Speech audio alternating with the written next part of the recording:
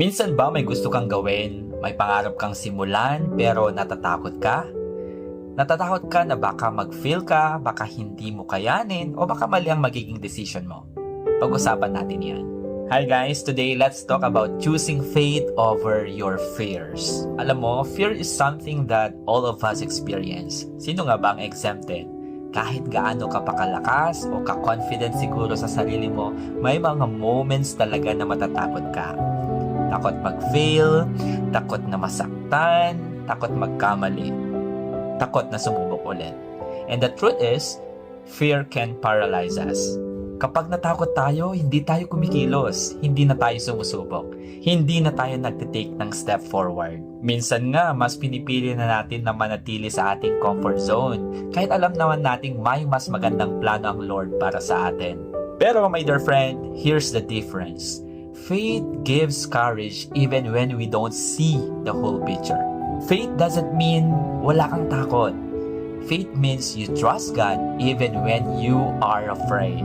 Ang sabi nga sa Isaiah chapter 41 verse 10, "So do not fear, for I am with you. Do not be dismayed, for I am your God. I will strengthen you and help you. I will uphold you with my righteous right hand."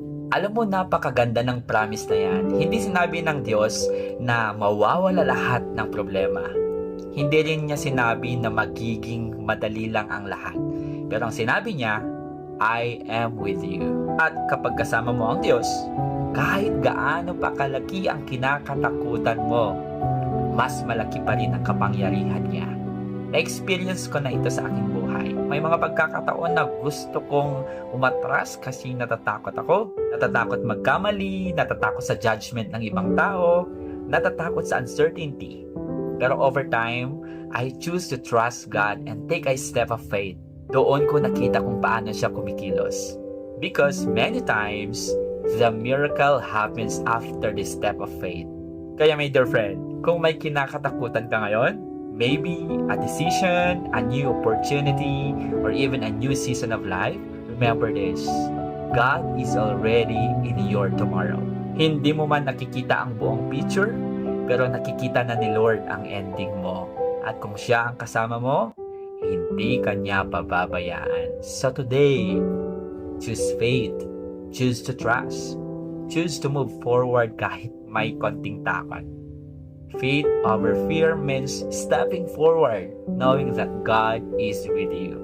If this message encouraged you today, please share it with someone who needs the courage right now. And don't forget to like and follow for more short faith talks.